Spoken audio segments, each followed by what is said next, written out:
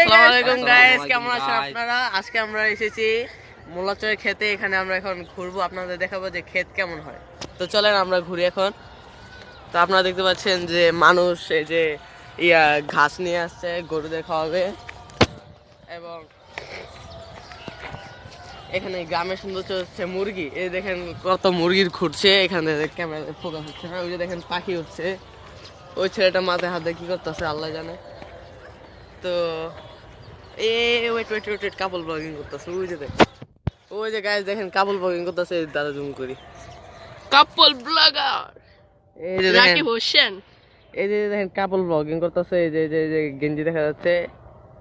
তো আমরা ওনাদের প্রাইভেট কাজে আমরা মনোযোগ না দেই। আচ্ছা গাছ নিয়ে যাইতেছে। তো গাইস আপনারা দেখতে পাচ্ছেন এখানে গোবর, মানে যেটা নাফিজের জিনিস, এটা নাফিজের প্রপার্টি। তো আমরা এখানে হাত না দেই, পাড়া না দেই, আমরা আগে জায়গায়। তো আপনারা এই আমাকে দেখুন। তো গাইজ আপনারা দেখতে পাচ্ছেন এই যে চালের মধ্যে কত পাখি। এগুলো কিন্তু পাখি, এগুলো হচ্ছে গ্রামের সৌন্দর্য। এগুলো কিন্তু গ্রামের সৌন্দর্য। এবং এই বিশাল বড় বড় ক্ষেত। এই যে দেখেন মাঝখান দিয়ে আমাদের নাফিজ বসে আছে। তো আমরা এখন আগাই সামনে। তো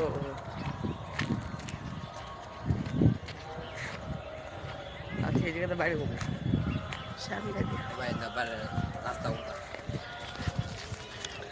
তো এই যে আপনারা দেখতে পাচ্ছেন যে এগুলো হচ্ছে ফার্ম হাউস, যেখানে ঘাসপত্র রাখে।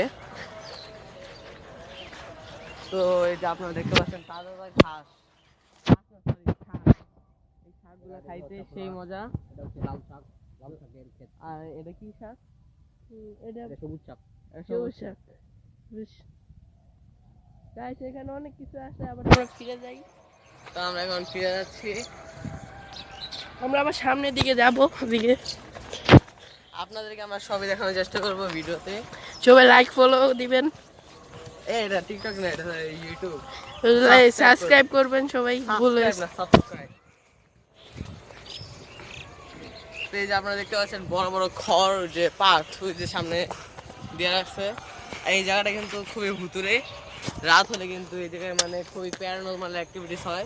যদি এই ভিডিওতে 1 লাখ যে লাইক হয়, তাহলে এখানে আমরা 24 ঘন্টা রাইতে থাকবো। না 24 ঘন্টা না, আমরা মনে করেন সন্ধ্যাবেলা যদি 50টা লাইক হয়, রাত 3টা থেকে থাকবো। আমরা ফজর পর্যন্ত রাত 3টা থেকে এখানে থাকবো, দেখবো এখানে। এই যে দেখেন এখানে কিন্তু অনেক ভুতুরে জায়গা একটা।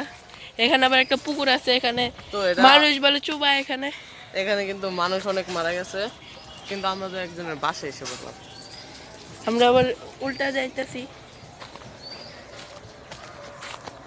তো এই যে কিন্তু অনেক প্যারানরমাল অ্যাক্টিভিটিস হচ্ছে এখানে, কিন্তু অনেক ভুতুরে জায়গা।